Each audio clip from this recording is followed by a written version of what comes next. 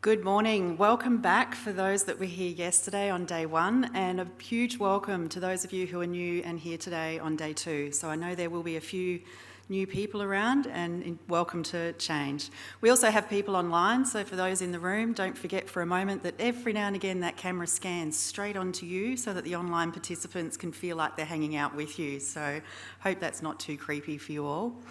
Now, I'm told that day one was a very good day for some, and the words were, I felt like I was on a high. So it's nice to hear that some people are feeling a little bit sort of like recharged, re-energised, and I really do hope that we have exactly that same thing today. Now, today is a slightly different format from yesterday. This morning we have speakers right through until lunchtime. We do have an open mic session, so do speak to me if you want to actually come forward so that I just know and I can roughly coordinate that session as best as I actually can. This afternoon there are workshops, and we have 4 different presenters running workshops twice. Now, some of you might have forgotten which workshop you're in. The team where you've registered have a long list, so if you've forgotten, just go ask, but we will direct you to the where after, as we close out this morning. But if you want to change your mind, you are very welcome also to talk to the team and swap yourself in and out, as long as there's capacity in the room. So they're counting numbers, they'll tell you if something is actually full. And Phil Sharyn will come up to the open mic stage and just explain a little bit about what he's actually stepping through as well. He was our late addition because we were lucky enough to have him funded to come across. Now, this morning I would actually just like to move forward and make sure that we give due recognition and reflection to the sponsors who have been really integral in helping me actually make this event happen. For David and his team at Content Group, can I just say a huge thank you? They know a little bit about some of the rough patch that we actually went through, and they sort of helped me jump on board and pull it all together along with the team at the back end. So thanks, David. AASM, the Australian Association of Social Marketing, have also played a huge role. Like, I've just watched them share absolutely everything, putting it out there. And again, sometimes when you're operating on a budget that's about this big, it's just great to get support, because the more everyone just talks about it and helps put it out there, it's amazing. So a big thanks from our team for all of those that actually did help us along the way. And a final shout out is to Heaps Normal. If you haven't heard about this non-alcoholic beverage, I am told it's as good as beer, like the alcoholic version. And for those that don't like to feel a bit fuzzy-headed the next morning, what a great alternative to actually do. So can I encourage you all today to grab a couple of samples and take them home? I hope you enjoy them. Have a taste, have a try.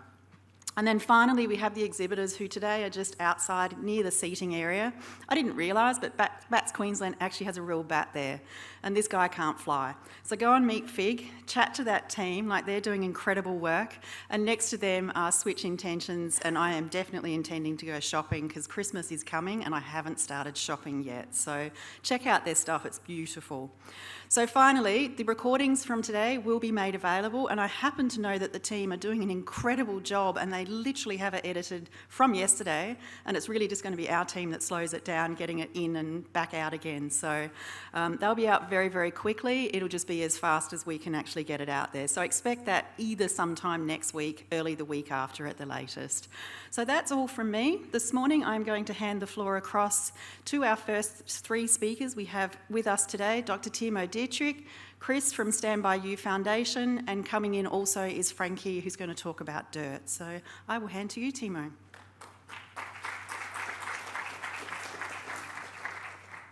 And the team want me actually to use a hashtag and do a bit of shouting out if you happen to do some fun stuff while you're online.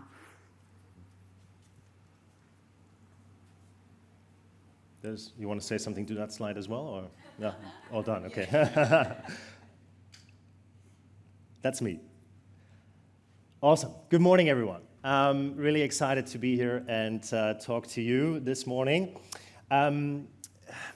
See, I want to tell you a little bit of story about how we went from creating one anti-drink driving game to building a social enterprise that we call Blurred Minds today. And it all started with me coming to Australia about 12 years ago. No, that's not really how it started. But I came here 12 years ago, and I was into my studies at Griffith University, and I met Professor Sharyn. And she was just sort of embarking on this journey with the Queensland Catholic Education Commission to reimagine alcohol education. So they came to her and they basically said, we have a problem to engage young people. How do we do it for alcohol education? Can you do this social marketing thing, perhaps?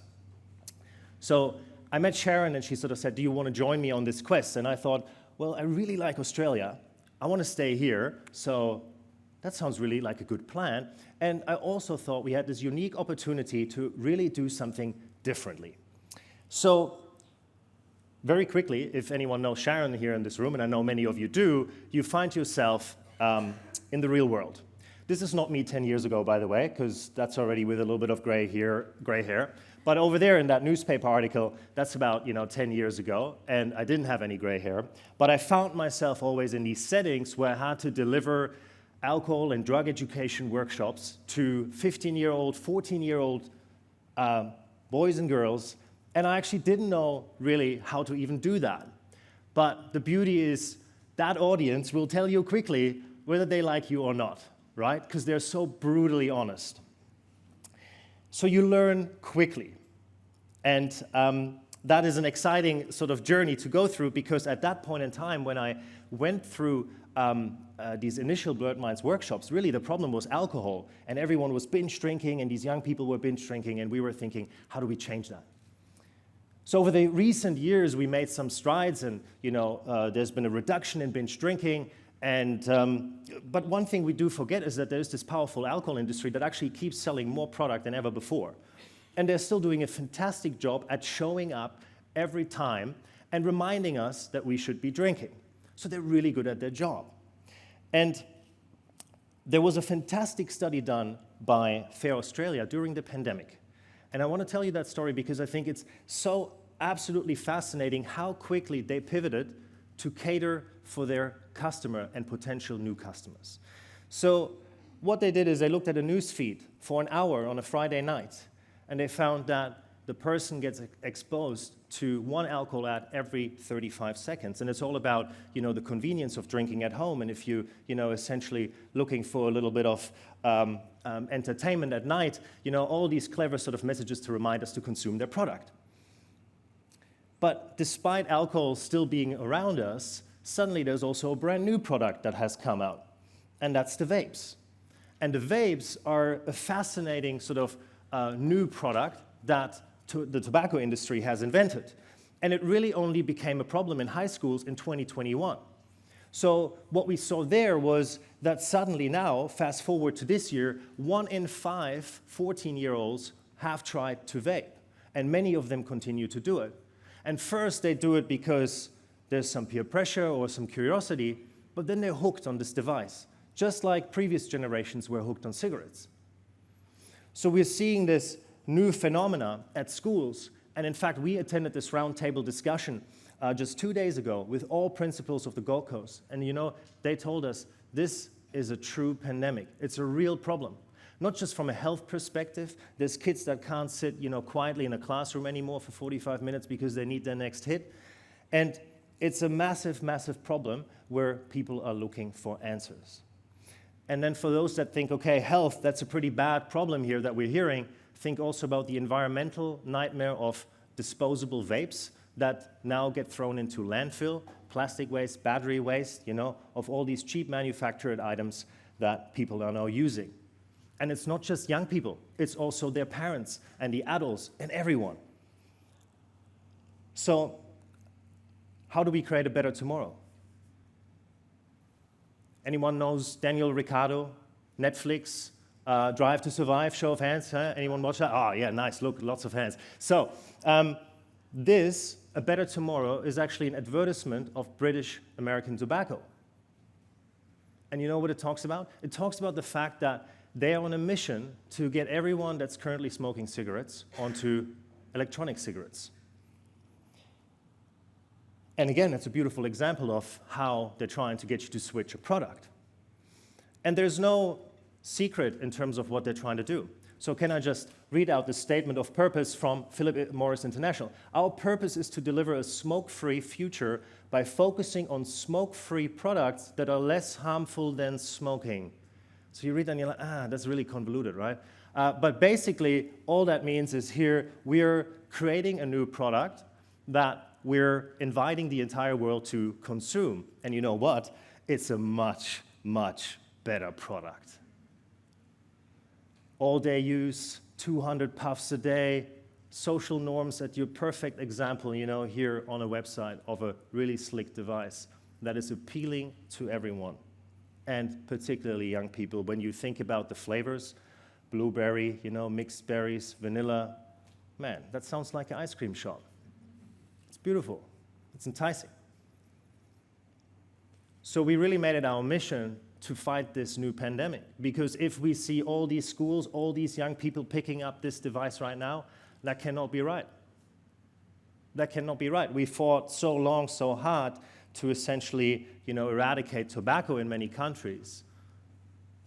But these guys were quick to develop something new that actually suddenly hooks an entire new generation, and people don't even yet think mostly that it's actually a bad thing for them. So back to the koala example yesterday, we actually have to start with awareness as well, and not just the young people, but many people. So for us, as Blurred Minds, this is obviously just one element in alcohol and drug education. But we made it a social enterprise because we needed to keep ourselves accountable to produce something that teachers and students really want. Because if we don't deliver that product to them, then there's no right for us to even exist. And we have been on this constant quest to now build resources that make the teachers' lives easier, engage the students, but also increase the effectiveness of education. And there's like 3 key things that I want to point out that make Blurred Minds, in general, with its workshops and in the newest product development, the Blurred Minds Academy, something really unique and special. So everything we do is mapped to the Australian curriculum, because if you want to get into school, then that's what you need to do first. But that doesn't make your program or your resources fun. That's where you need gamification. And that, Sharyn, was the first thing that you sort of said, let's bring fun into the classroom. And without Sharyn, this thing wouldn't even exist, so thank you for that. And the third thing is the co-create, build, and engage framework. Now that framework has been sort of the guiding pillar along this journey, where we've been trying to document essentially everything that we've been doing. And this framework has helped to not just build the social enterprise of Blurred Minds today, but also build specific products, because we're always co-creating, we're always building, and we're always engaging, and we're always trying to serve those teachers and students better. So this is our latest product, which we launched last year, the Blurred Minds Academy. And it's just like a Netflix account that you buy a subscription to, but as a school, as a teacher, as a student. And obviously the student doesn't pay, the school pays, but it pays on a per student usage base. And all these resources are there to make the teachers' lives easier and really support them to enable a better conversation in the classroom and make their lives easier to not drop a big 50-page manual in front of them and say, read this and then go and teach better. Because that's not how it works in a time-poor society where teachers, unfortunately, currently are within their own crisis because there's staff shortages, and COVID certainly threw a big spanner there in the works. So we need to support schools, and products like these can do it. Is it effective? Well, we're on the journey to find out all of that, not just from a student perspective, but also from a teacher perspective. From a student perspective, we can tell you that we have now the data to demonstrate that they don't just increase their knowledge after they go through the program, but really importantly, most of these young people, they think that everyone around them is vaping, smoking weed, and drinking alcohol. But it's actually not the truth. So we are capable to switch their norms significantly when they go through the program, and they suddenly know that not everyone is doing that undesired behavior. And we know from the literature that if we can do that, there's a direct link to actual behavior and reduction of drinking. We also reduce their expectations, their positive expectations for vaping, alcohol, and marijuana consumption. Because we know if we can reduce those expectations, we can also reduce the likelihood of uptake. We also equip them with more skills to actually be capable to say no to a drink or to a vape or to a marijuana offering, right? So again, very important outcome metrics that we're actually tracking and seeing a significant change before and after the program. And there's reduced drinking. So following program participation, we know that kids drink less. On average, a student and a teacher spend about 4 to 5 hours with the academy, and we've had more than 60 schools now that are using the Academy in 2022 and 2021, and we only launched last year. But if you look at the numbers here with the 15,000 students that we've engaged to date, and it's probably a little bit more now already, half of those we have reached just with the Blurred Minds Academy that we launched a couple of years ago. And that gives us the true potential to get into every single school in Australia with good resources that make the lives of the teachers better and easier. So the aim is to build relationships with the schools, to help them understand whether they're moving the needle in the right way with their cohort, give them the data, discuss this with them. And so far we can see that the majority of teachers are recommending our resources, and they like our resources, but they also tell us what they don't like. And then we sit there with the team every week trying to figure out how to make it better, quickly, focusing the energy on those things that matter and making a real difference in the product that we deliver. And we have usage every single week, hundreds of students and teachers. So it's our reputation that's on the line that these resources are good. And we did have a scary moment there on Tuesday when everything broke down. So it does happen. And every day you're embracing new challenges. And new challenges is something that we have because teachers want more resources on vaping. We only created one module because they told us you need to create that last year, so we did. But we didn't have a game. And gamification and fun is really important, so we built the Vape Investigator. blurredminds.com.au, go to the games section. You can play lots of these games free of charge, so just a little hint there, including the Vape Investigator. And that's a game that students really have a look at what it does mean to uncover what the tobacco industry is up to with the vapes. And if you haven't played our virtual house party yet with James outside, you got to do it. Because this is our third version that we've produced. It's on the Oculus Quest 2. That thing costs $600, so just for that, you should already do it. But then also immerse yourself into the Friday with our virtual house party. We want to get into 1,000 schools. We have 2 exciting announcements. If you know a Catholic school in Queensland, it's free for them, so just introduce us. If you know a school in Victoria and they're a state school, we're on the Vic Health menu now. So essentially that means any state school that wants us, the government pays for them. So that's a pretty sweet deal. Thank you very much, and that's it from me.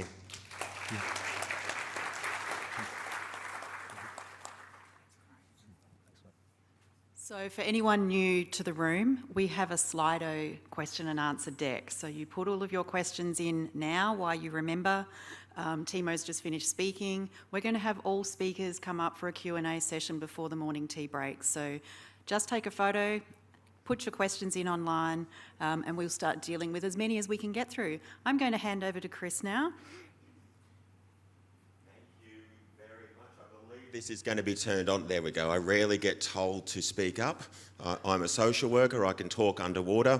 And I thank you for the opportunity to come and share 15 minutes with you, which is like an intro for us social workers. So, Chris Boyle, I'm the founder and executive director of StandbyU Foundation. As I said, I'm a social worker turned social entrepreneur. Back in 2018, came through an Optus Future Makers Accelerator program to bring to market, for those most disadvantaged through our foundation, a technology solution which I'll explain and demonstrate for you shortly. As a social worker, I'm a second generation one. My mum was one before me. She raised me and my older brother and sister by herself as a single parent, studying, working through that time, and instilled with me the importance of opportunity and social justice. And for 30 years, I am the after version of Timo. This is the grey hair that comes from working in this industry. It really beams off the light, so apologies for anyone at the back that I might be reflecting. For 30 years, I've sat with families who are vulnerable and thought, there but for the grace of God go I. And that's how we approach our work at StandbyU Foundation. Now, I'm going to share a story with you, and this may be triggering for some. If need be, come and see me afterwards or get up and walk out there. StandbyU's focus is on connections, and our purpose is crystal clear. It is the prevention of complex social issues like domestic violence, abuse, and isolation, but through the mobilisation of family and friends. Because nothing is more important than human relationships. In fact, research says the most critical factor to a healthy and happy life is connections. those human relationships. And we only need to look back in recent history for all of us over the past 3 years, through COVID, through restrictions, through lockdowns. Who here missed out on a birthday, a party, a funeral, a birth? All of us. How did that feel? We weren't neutral to it, right? Sucked. It left an emptiness in us. That's isolation calling, folks. That's what that feels like. And for someone who's lived with things like violence and abuse, that's 20 years of that every single day with fear. That is what we are trying to address. And how we are trying to address it is combining that strength that we know about human relationships with the power of technology into what we call our StandbyU Shield. Our StandbyU Shield is 3 things. It's people, it's plan, and then it's a device. A device like this watch that I'm wearing, or a device like this button that I've got in my pocket. And I'm going to show you how that works, but I'm going to tell you through the lens of a story. StandbyU has a shop front down at Westfield Helensvale. So all of you who go shopping, that's where people first go who are seeking support. They go to the shops, they go to the telcos, they go to the banks. I need to start my life, I need to reset, that's where I'm going to be, so why would I not be there? So Westfield gave me a shop front at the busiest entrance of their complex for $1 a year. Anyone walks in, anytime. I don't accept referrals, don't tell you why you can come in. You just come in. You just sit, let's connect, right? Let's have a chat. So one day we're sitting at Westfield. A young lady walks in by the name of Taylor. She's been homeless, she's been sleeping in her car. Her safety plan told to her, because homelessness is a huge issue, there's no housing for her and a 3-year-old daughter, is park your car that he smashed in the side of the doors. The locks don't work, park that side up against a wall, okay? Because at least you can't get in that side. So when you're sleeping, at least you might get some sleep because you've got the locks on the side there and you can't get around. He'd just been released from prison again after serving 3 years for nearly putting her in a grave. He'd been out for 2 weeks, she wasn't told. Immediately her heart goes back into her mouth. She goes to Coomera Police Station. She says, "What can you do? He's going to come after me." They say, "There's nothing. He hasn't broken any law. We can't breach him. And like Goldilocks, don't call the police too early. Nothing they can do. Don't call too early too often because you're a nuisance. And I'll put your case right down to the bottom. Get to you in 3 days. Don't call too late either, Taylor, because you might need the ambulance or the coroner, like one woman on average every 10 days in Australia. So just call just right. You got that? Yeah, okay, great."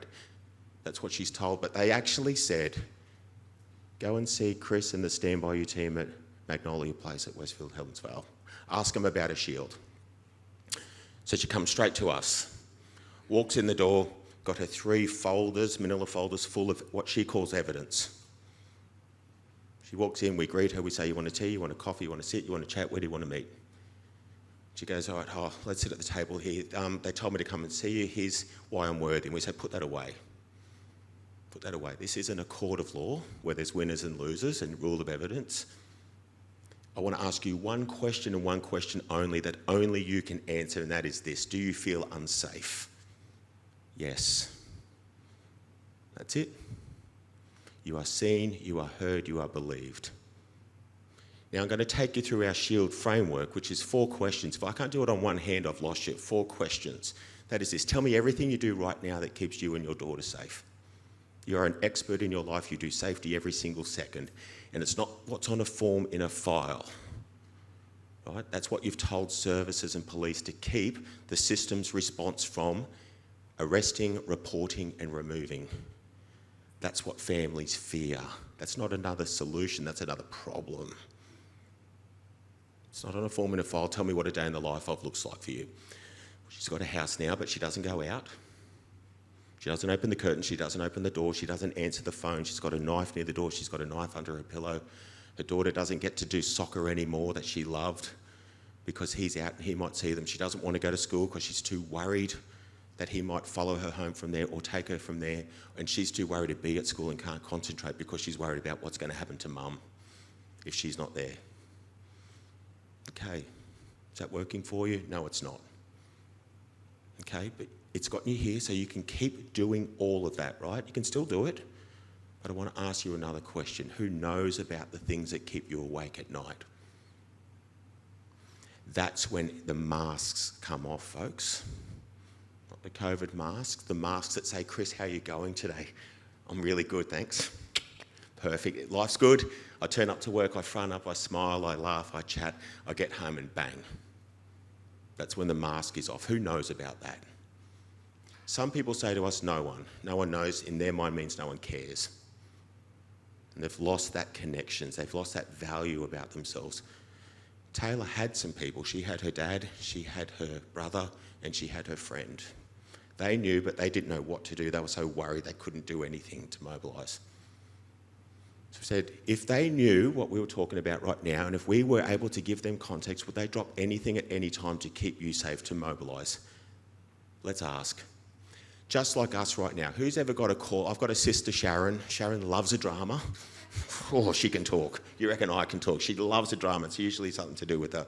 I'll call her when I've got an hour free to drive down to Helensvale, right? If she's to call me, no.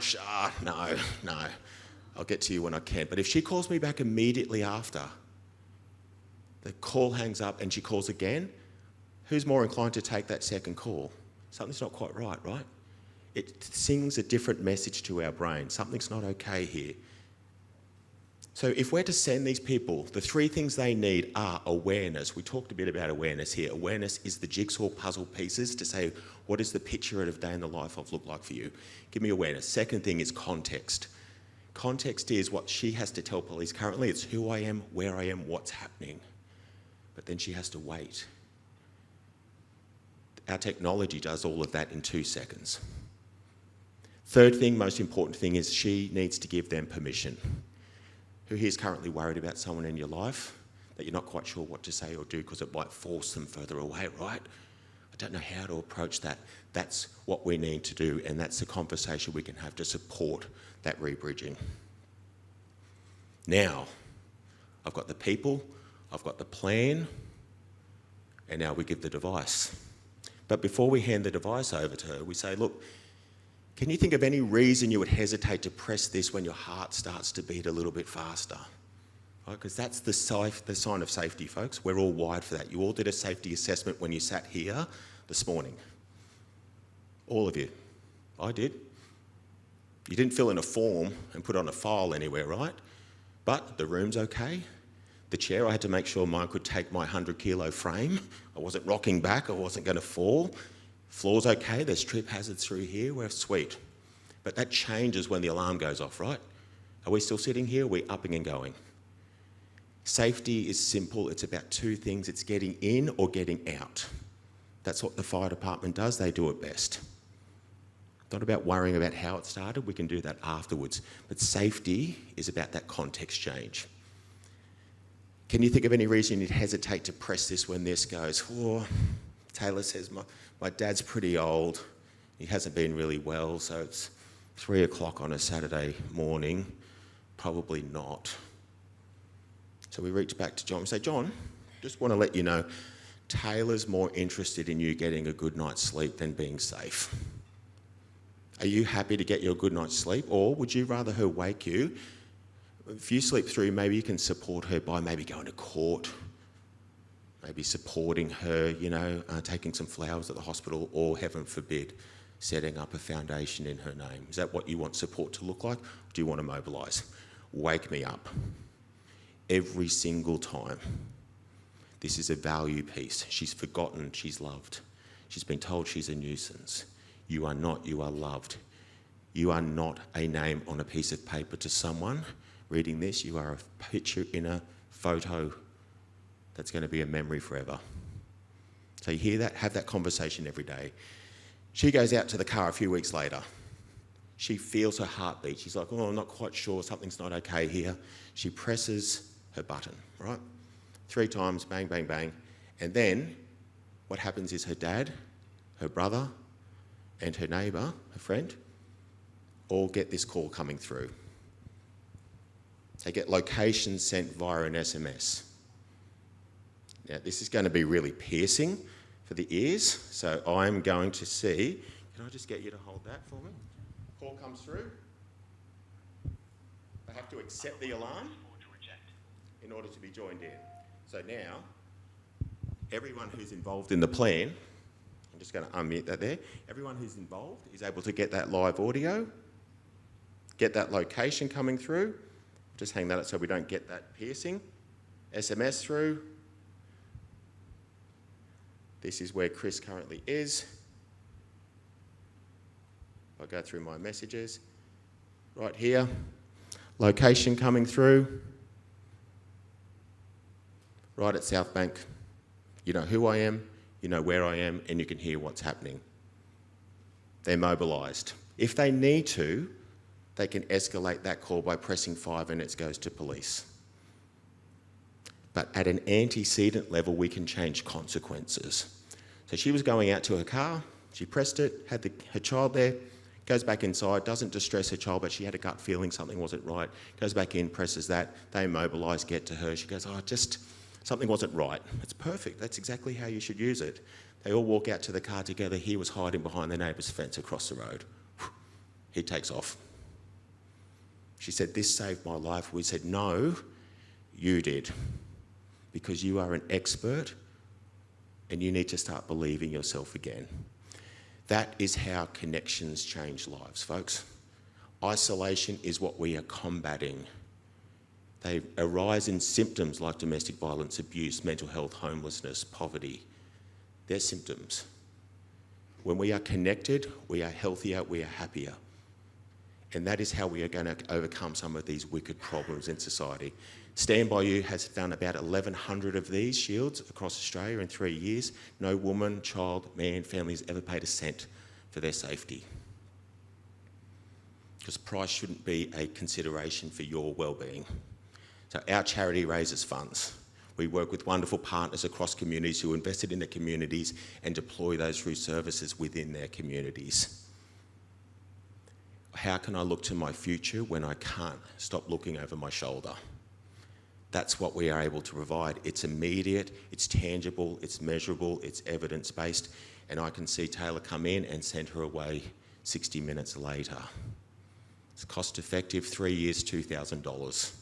That's what it costs. We stop one incident of violence, one single incident, we save $20,000 to associated costs. It makes sense. But most importantly, it changes that life of not only the user but the family for peace of mind forever. Join our movement. Like, share, follow. You know about us. You never heard about us before today, I reckon. But now you have. I never want you to forget about us. If you know someone who needs support, reach out. Let's be connected. Because connections change lives. Thank you for your time.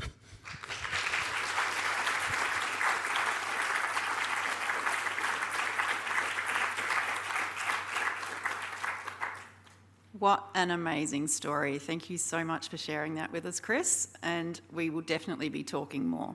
Now, our third speaker today is Frankie, and I'm just fast-forwarding through Chris's presentation because obviously he doesn't need notes and doesn't work with any prompts or anything at all.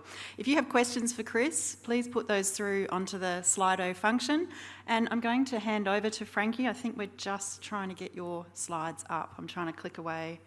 1 second.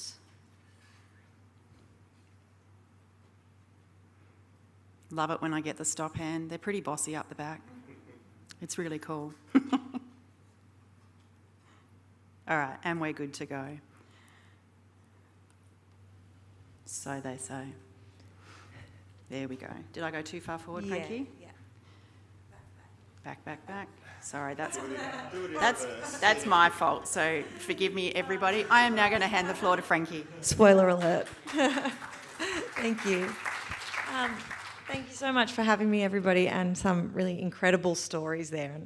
And it's sometimes overwhelming to hear all the problems on so many different fronts, but also so amazing to hear them in context of people that are already doing amazing things. So feels like amazing company here today. My story is one about, basically my journey towards the Dirt Company. The Dirt Company is a company that sells laundry products, primarily online, It's a fully refillable model, so it's a fully zero waste system. And through our customer base, we manage to prevent about 4 tonnes of plastic from being created every month. It's been a very, very interesting journey getting here, and not one where we set out knowing exactly what we were doing. So I thought I would take you through the journey and the problem really, really quickly. This is actually where my journey started. That was my bedroom up the front there. I was working on this super yacht, and we had the job. I was 18 at the time. I just finished uni, went overseas without any money, landed on my feet.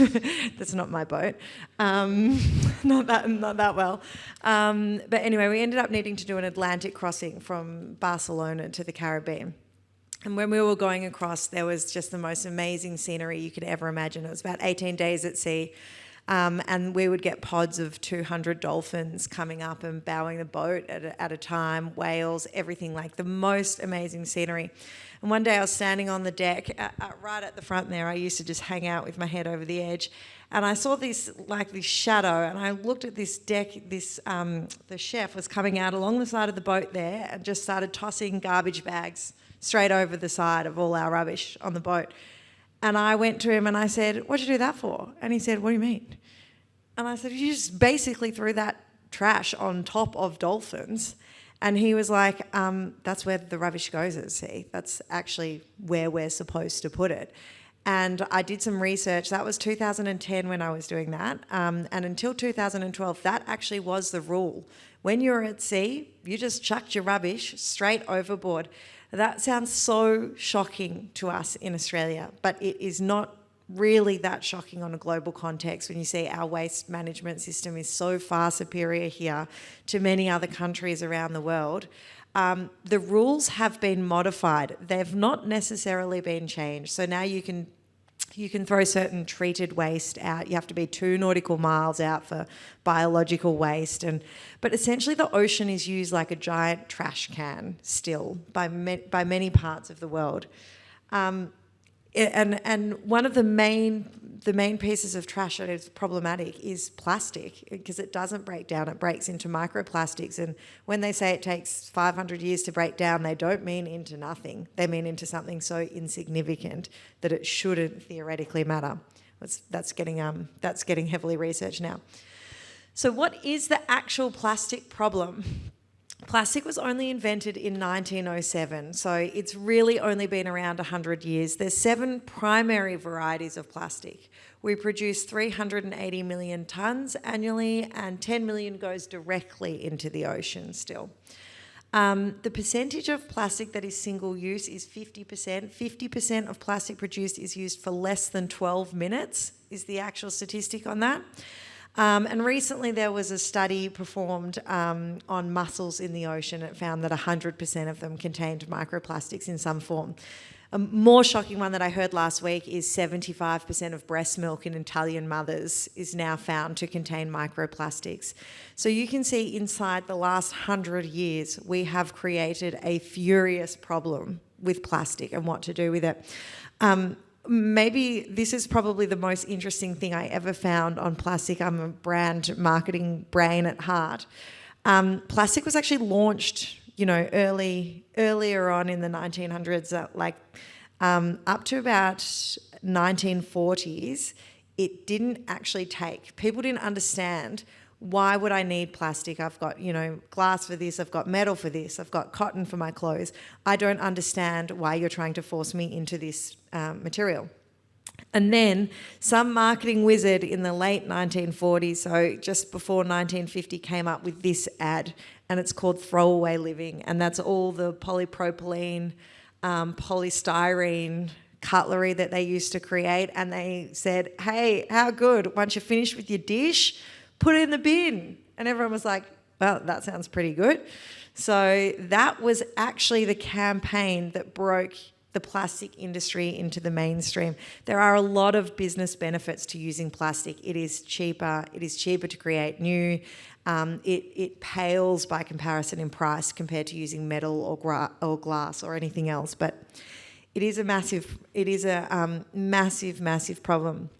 This is how many dollars the industry is worth today. It's such a big number that I had to reduce the text size to fit it on the slide.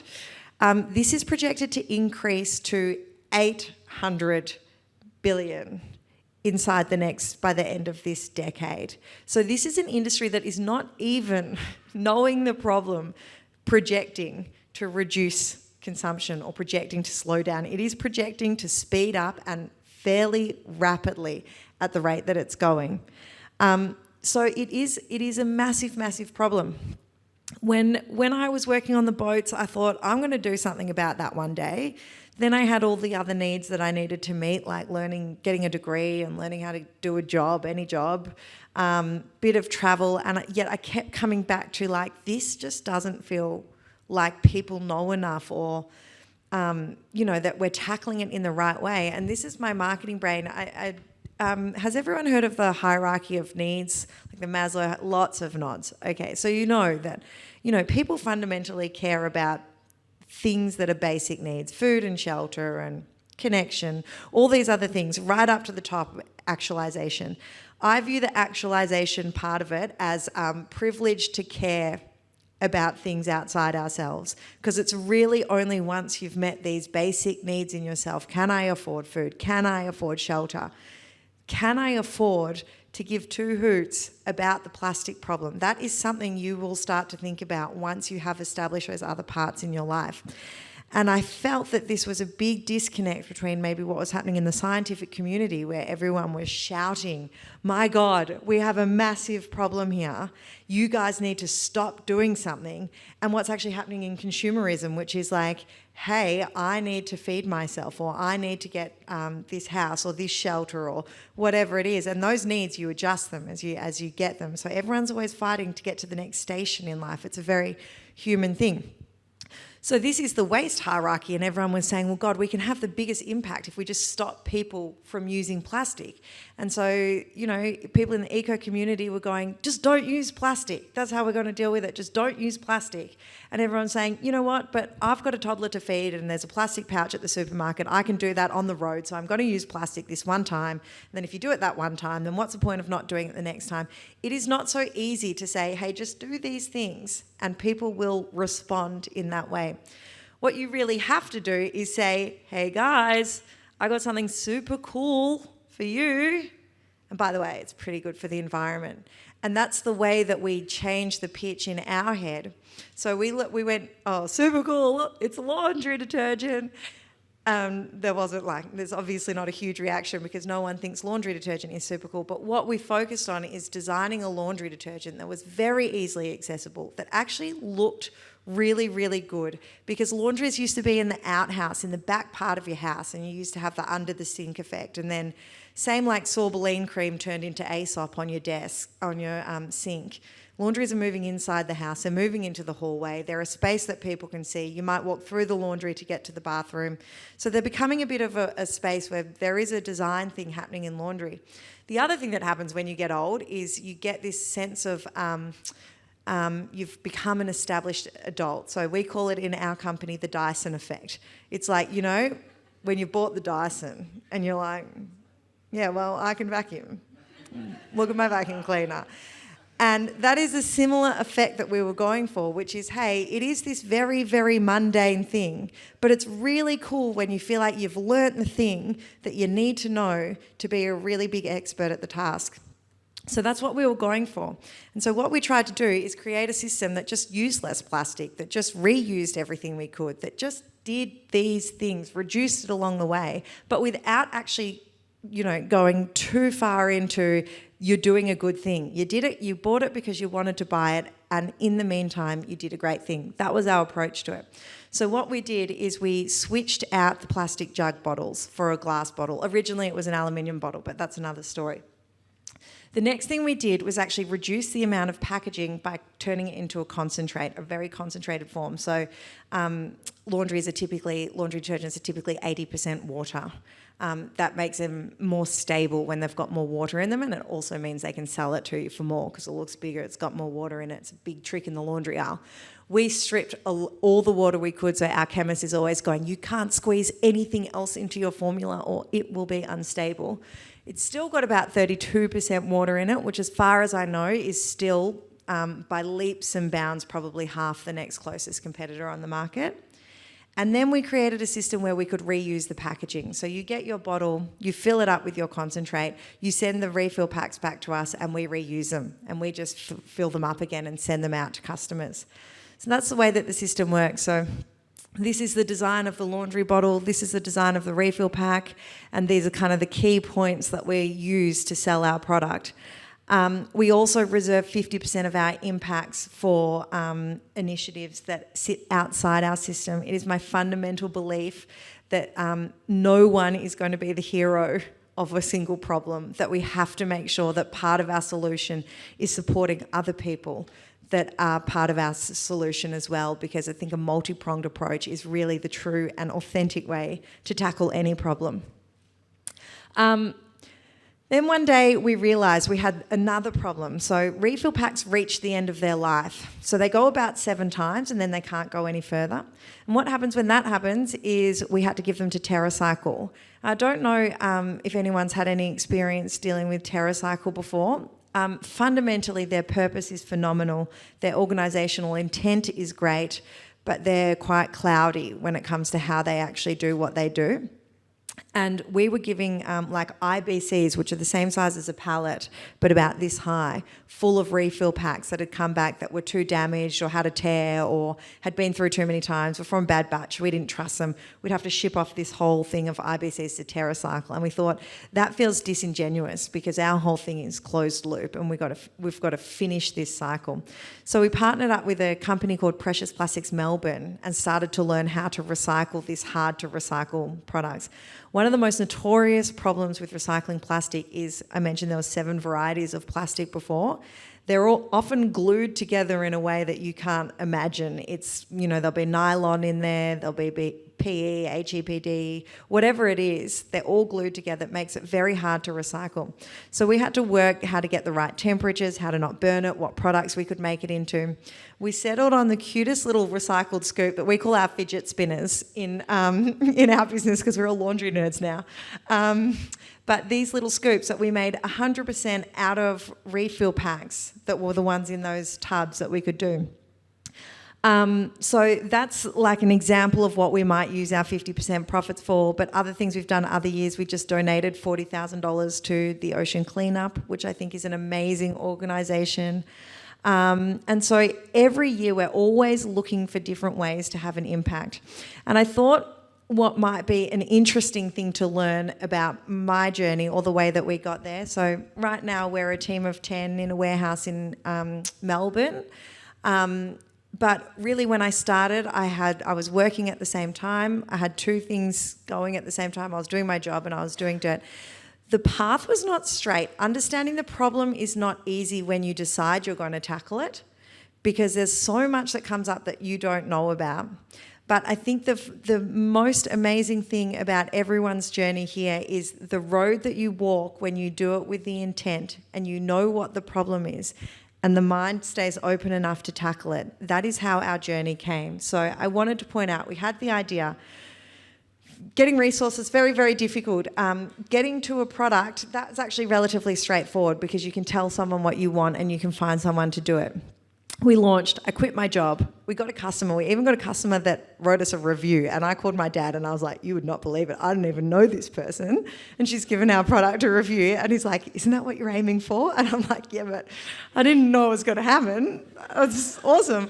And then I actually freaked out about 6 months after I quit my job. So I actually went back to doing some consulting. And then I decided that I had sort of this breakdown where a marquee flew out the back of my car because it didn't fit in my Mazda 2 on a freeway. And I decided that I probably need to just commit to doing one thing with the dirt company. So that's why I say committed to success. I wanted to have $20,000 in revenue because I thought that was what made a big business. But what I didn't understand is when you are trying to tackle a problem in a way that you haven't seen before, it takes so much more than a revenue figure to get it done because every day you are investing in a new idea, you're investing in a new thing. But that refill return component, which has now been copied in multiple countries around the world, that was not our idea. That was not what we started with. A customer came to us about 3 months in and said, can I just drop these back and you can just fill them up again? And because we're doing the manufacturing in my dad's garage, I was like, yeah, sure, just drop them on mum and dad's doorstep and I'll fill them up again. But that's how the whole thing happened. You know, now we've got this machine that does it at scale and we've got production lines and everything. But this is how it went. So then I made a new goal, which was not to go backwards with money, which I thought was a good business target. Eventually we got our first employee that just came from a talk that we did. We got a warehouse. I started paying myself $50 a day. That was a massive part of the journey. Then we got to do profit donations. The first profit donation we did was $700. And I can't tell you how amazing it felt parting with that money, but also how confusing it was that you could have profit but no cash. But that's a whole new side of business that I had to learn as well. And then on and on and on and on we went. So we have about 80,000 customers now online, plus we don't know how to count our offline customers, so we just don't. But we've got, you know, we've had amazing success that's been brought into the journey, and I think that is just because we're on the windy path. We know our problem. We've chosen our product, which is laundry, and we're going to stay in the laundry, and we're just going to use the two as hard as we can to bridge that gap to make sure we're selling beautiful laundry products that people love. And by the way, they're doing a great thing for the environment at the same time. And that's my story.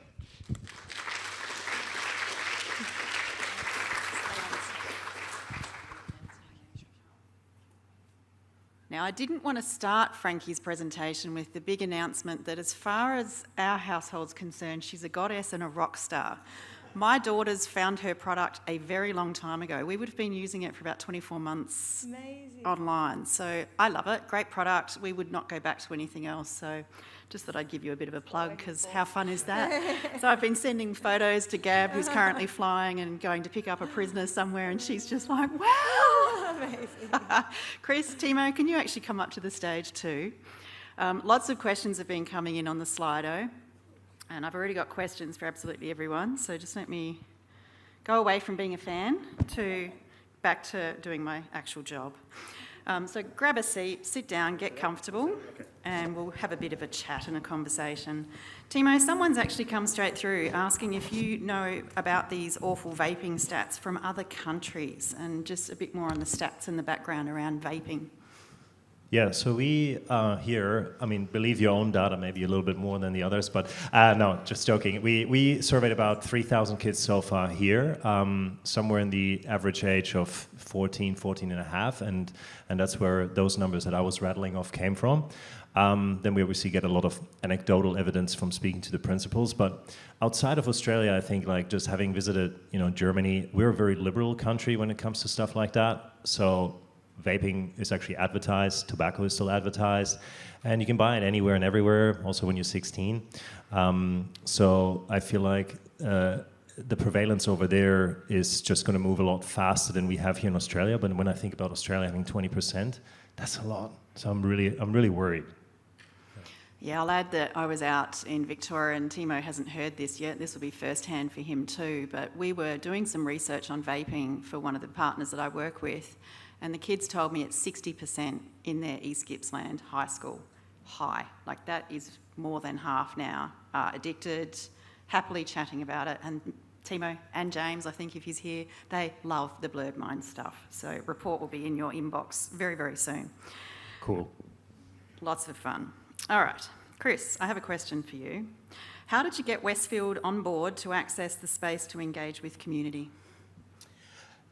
We won a couple Westfield Local Hero Awards 2 years in a row. The story around that, it's always centres around relationships. So I talk to people around, we got $20,000 from them over those 2 years. That worked out to be 20 shields that we could deploy, but that money's gone. You know, it dries up really quickly, it's out the door, but the relationships are enduring. So I was sitting at my desk one Wednesday about 6 o'clock, got a call from the community manager at Garden City where we won our awards from. She said, Chermside have got a breakfast tomorrow morning and their speakers just pulled out. It's for Domestic Violence Awareness Month. They put a call out, does anyone able to go over there at 6:30 in the morning? And Chris, could you please do it? And I always start with a yes and then work out how the hell to do it afterwards, you know. Yeah, of course, no worries. Oh, shit. Shovel the diary around for the next morning, get across to Chermside, which is terrible to drive in the mornings from the south side to the north. Got there, spoke at their breakfast. They came up to me afterwards and said, "You've got to meet Isaac." Isaac was an executive leasing manager who just found his voice.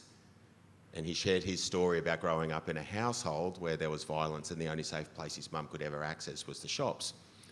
So Isaac and I caught up for a coffee. Lots of wonderful things happened over coffee. We spent 2 hours. He was sharing his stories, box of tissues going through, and he said, "I wonder if there's something we can do together.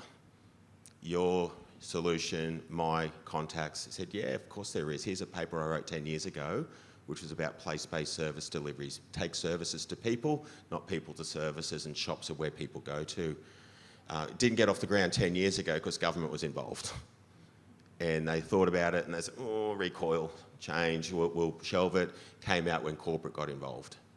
So for the next 6 months, we spoke about, with the very head of Westfield, Peter Allen, who's just retired now, CEO of Centre Group, who owned Westfield, spoke and presented to all of them, overcame their fear and anxiety, which was centred around, "Are you bringing things like DV to our centre?" And I said, no, it's here already. It's here, folks. Look at your food court. That's where family court contact handovers happen. Look outside your shops. Look at your security. Look at your service desk. It's here. We're bringing you a solution where now all of your staff eyes can go up. And instead of worrying about if I ask you, "Are you okay?" and you say, "No, I'm not," I go, "Oh shit, what do I ask? Because I don't know what to do next." Now you can bring them to us. That's how we got that. And because I can't afford a $100,000 a year lease on that space, and I said I don't want to be in a milk crate in the back of Woolies or Coles, because I don't stand for being invisible to these things. We want to be visible. When you hide something, it becomes dangerous and unknown. I want to be visible. I'm not branding ourselves a DV service. Magnolia Place is our name. It's a human service for anyone, for anything. We don't say what you are eligible to come in, just come on in. We'll find that out in our conversation. And I said, "I can't afford that." And he goes, "Don't worry, it's $1 a year lease. We want to invest in this because that's what our community needs." CEO signed off. He goes, "Well, I've got 42 centres across Australia and New Zealand. How many do you want? Give one to you all, every centre?" I said, no, I can't staff that. I don't have the money for that. I only got 12 months funding from the federal government. I ran it for 12 months, paying the wages. That money goes out, the savings account drops, but you're there passionate to prove a point. And then we got some funding for that, and now we're looking to scale and amplify that. So I've got Garden City now, Mount Gravatt, locked up as an office as well. Hopefully we create a shop front. And it's because you have a champion on the inside is how you get traction. So I encourage anyone, find the champion from within. They'll help you navigate through. So it's that relationship. There's nothing wrong with shouting loud and very proud about what you do, because it is who you know, isn't it, that it actually all starts to happen. Frankie, a question for you. What is the role of regulation in slowing down that growth in plastics? I can't answer this with any strong knowledge because I have recently decided that I probably need to try and do something there. At the moment, as I understand it, in Victoria, the government is tackling waste by giving grants to companies to hope that they find a solution. That seems to be it. There's some local council curbside recycling stuff happening, and there's a crackdown from the ACCC on false claims. One major problem that's happening in our industry, everyone's getting tired of hearing like, "Oh, we're made from recycled plastic," because it's so meaningless. Because, like for example, our refill packs are made from 30% post-industrial recycled plastic. That's what we say about them. That means it's plastic pulled up off the floor and reprocessed into the refill packs. We know a few other companies using them saying, "I'm made from recycled consumer waste." There's no law against making that distinction. Like, it's not really recycled consumer waste, but it's not really not in a way. So it's not really a lie.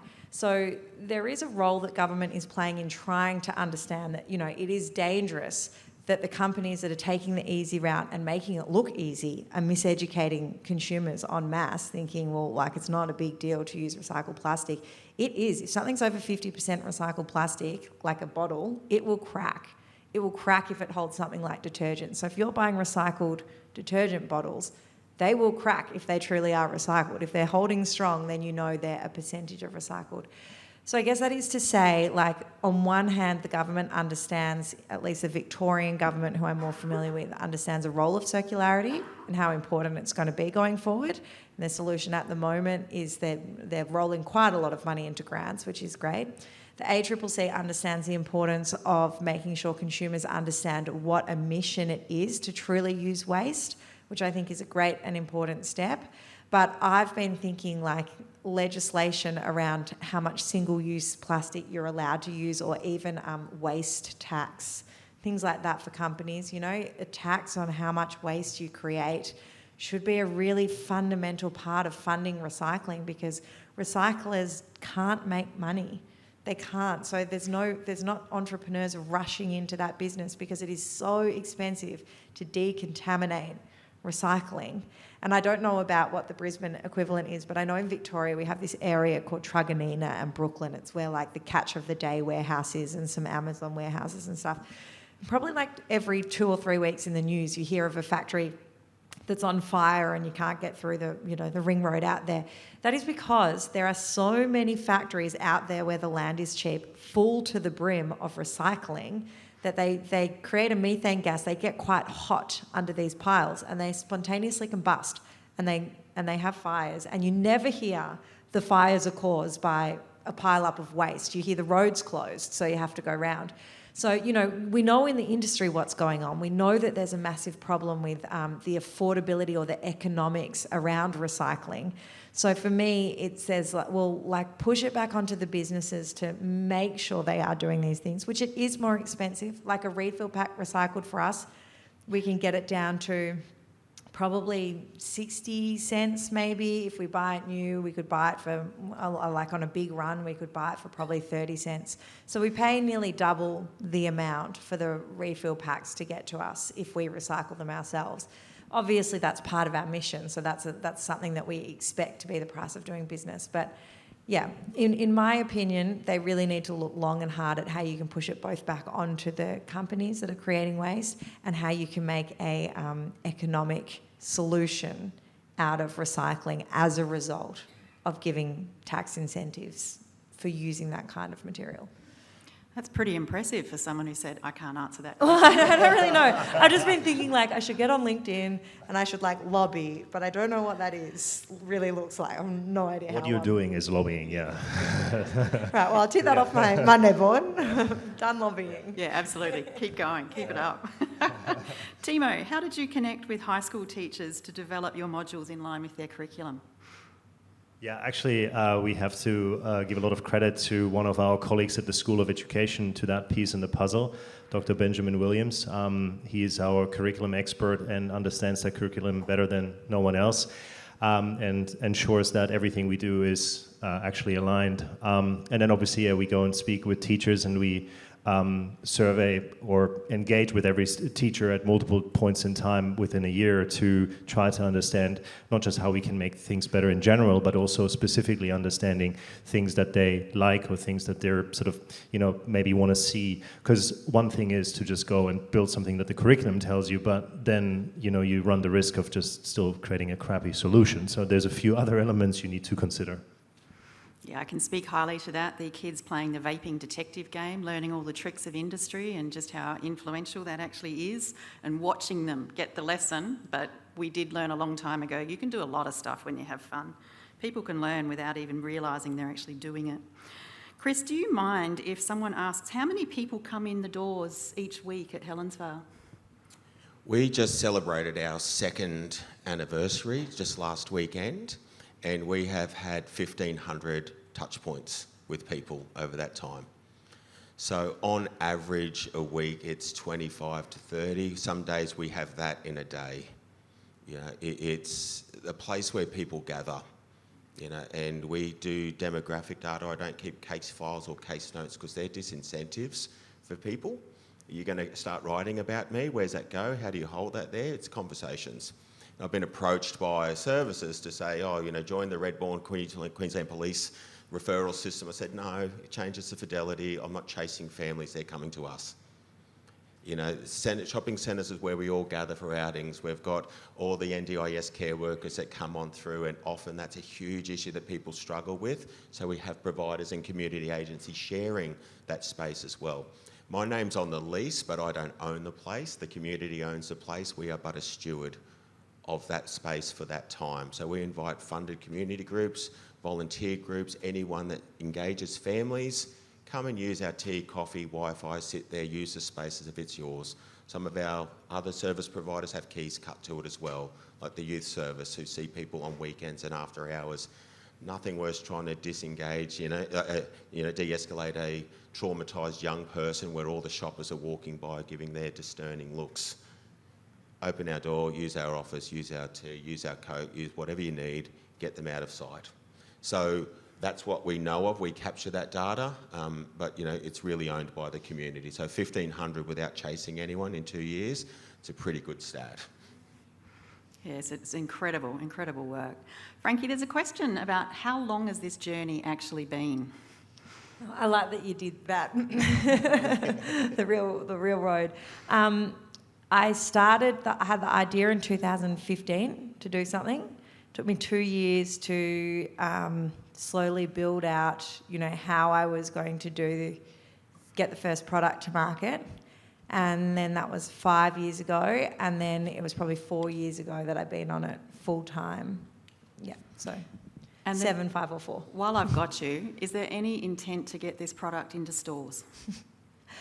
We were actually just debating that yesterday. So again, we do have it in quite a lot of stores in Victoria, but when I come up here, I notice we don't have it in a lot of stores. It would be good. I'm not sure. It's tricky because of the refill return component. It's tricky to understand how to roll out reused packs and what implications that will have, because all our customers online have opted in to that program. And obviously, when it comes to refill packs, every time we've had big growth, we've actually had an inability to deliver on reused refill packs. So there's a measuredness to understanding it works to make sure that we don't create waste. But I love the idea of greater accessibility. So that's what I want to work on, whatever form that takes. Well, the reused packs in our house, or how the packs go, we get a big order in and then we save them all up and just bulk mail them back. So you probably get 5 or 6 coming from the household as we clean it out again and go, okay, it's time to get ready to go again. There's a question here about if your social enterprise isn't profit-driven and it's more like a charity, how do you pay yourselves and keep a roof over your own head and food on the table? Good question. Anyone got the answer for that? I'd like that. One of the things, so our goal, even as a charity not-for-profit, is to be profitable. We have to be sustainable. You have to run it like a business. Charities have this sort of aura around smell of oily rags. It can't be that. So what we do is look for our solution where there's sustainable revenue to come in. So staff safety for organisations, remote workers, NDIS, aged care. They're all places where people may be unsafe or people are worried about. So we use that aspect to try and build in recurring revenue that allows, I don't have shareholders who get dividends. My shareholders are the impact that I can create for the most vulnerable. And that's how you have to go about this. So I've depleted most of my savings account over the past 6 years whilst you build, and you have sleepless nights, and you always have to check on your family. I've got the wife and 3 kids who have gone on this journey without being at the steering wheel. So I'm very conscious around how that has an impact on them, because 7 days a week, right? There's no silence because you're driven, but there's always a privilege for what impact you can have. So building in your wage for things is essential, because no one's going to do your job for free if you have to replace you. Finding different horizons, different access points for revenue to come in that allows you to run a sustainable business, that allows you to reinvest your profits into impact. Because my desire is to be completely sustainable, not be reliant on government funding, not that I get much anyway, but to engage with different avenues like corporates, communities, small grants, but get that real sort of recurring streams coming through. So I will not lie, it has been a difficult journey. It's not for everyone. most sort of startups fail and fail quickly.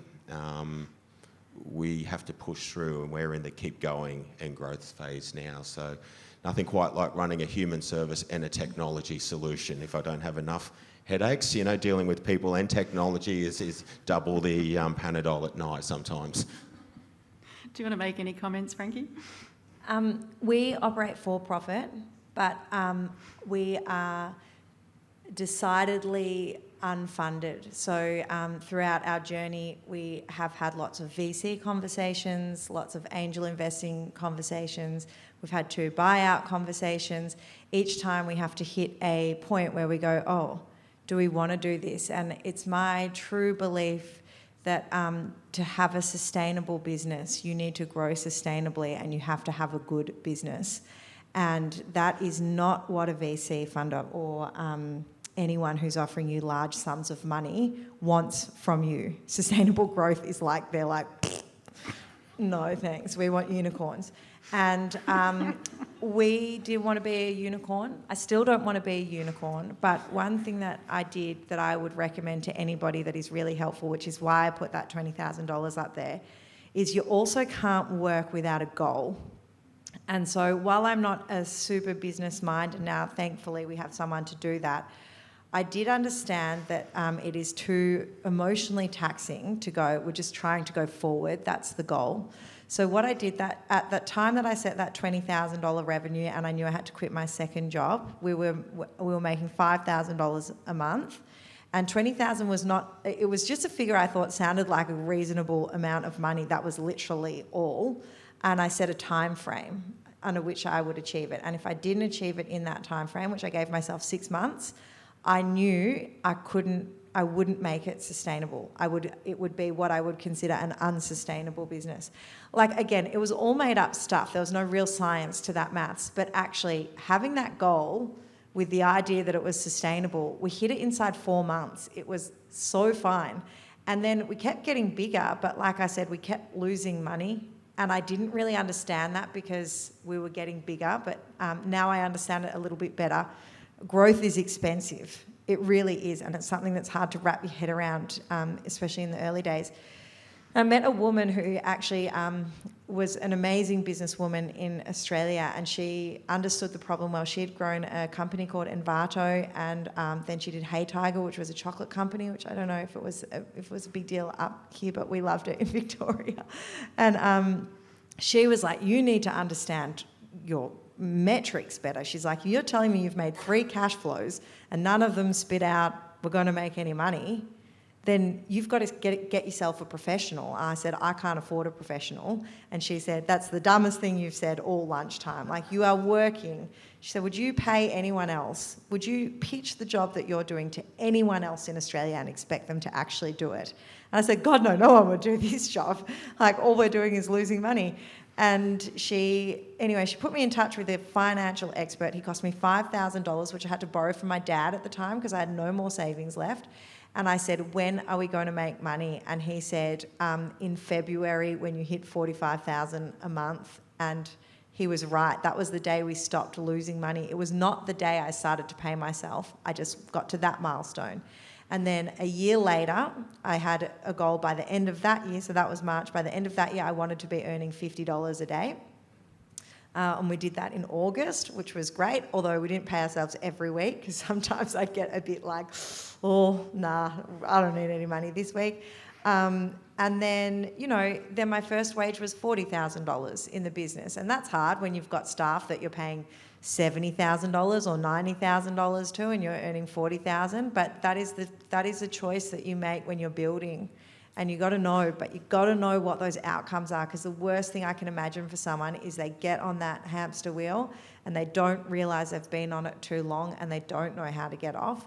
And that's why I think both having goals that are fiscal for your life, not necessarily for your business, and mine were very much driven by for my business and for my life, because it was a mental balance. That was the margin in the magic, or the reason I didn't need to have scientific goals. If you have them, then you'll hit them, but you can't hit goals you don't have. And so I think that was fundamental to the way that we kind of worked it. Timo, I know you're early on your journey in starting up. Got some advice?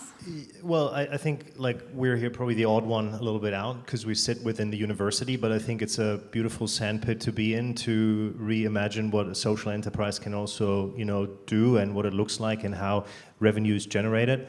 I think the commercial piece is so important because it keeps you accountable to really producing something that your target market actually wants. And only it's then at that point in time that you kind of like legitimately can exist, right? So getting the product part first is really important. And then I think you chase all other revenue streams that you can potentially go after. So whether it's the traditional grants or the commercial partnerships, which you have to be really careful with though, because obviously you don't want to sell your soul to the devil. And you never know, who knows who and how they're all like convolutedly created. So you have to be really careful on that part. But I think for us, we made a commitment to reinvest everything back into Blurred Minds because it's a niche product. It's alcohol and drug education. It's not the thing that everyone wants to celebrate and talk about because it's a true niche thing that ideally we don't have a problem with. So I think from that perspective, it's also not the thing that the school always wants to talk about. Like it's not cool if you say that 50% of your students are currently vaping and you got no clue how to solve that issue. So there is... certainly some interesting future pathways for us as a social enterprise where we will always reimagine ourselves, and I think we still have a lot of conversations within the university that we should have too to see how they can extend the support, because obviously kind of like my time and energy is funded, which is really great, right? And that's like uniquely different. But then we have the same issues that you guys have. IT costs us a fortune. The university kicked us out immediately, said, find your own server, software, server solution. And then you're like, oh shit, that actually costs a lot of money. How do we pay for that? And then you got people that, need to do work for you. And then that gets really expensive. And you're like, okay, all the same problems that you are facing, are essentially still there too. Yeah. Yeah, I can speak, like people might not know the social marketing at Griffith story, but it is funded partly by Griffith University. They got behind us from 2013 after I built a model that they could finally see and understand. And so quite a few in our team are partnering across projects. Those projects pay for our staff or the IT and the fun, shiny things that we get up to. But the university does actually at a base level underpin some of the funding for us as well. So we are literally a version of a social enterprise where 4 people in our team have an actual like teaching professor job like me. Yet others in the team are actually entirely university funded, which gives us the freedom to set our own agenda and keep doing what we do. So I'd really love to just take this moment to sort of thank Griffith for the years of support that have some of our team here with freedom, pushing agendas, to keep trying to do the work that we actually do as well. So I see social entrepreneurship as such a great way and a path forward, because when models like Frankie's and Chris's are built, they can stand on their own 2 feet and they aren't relying on government.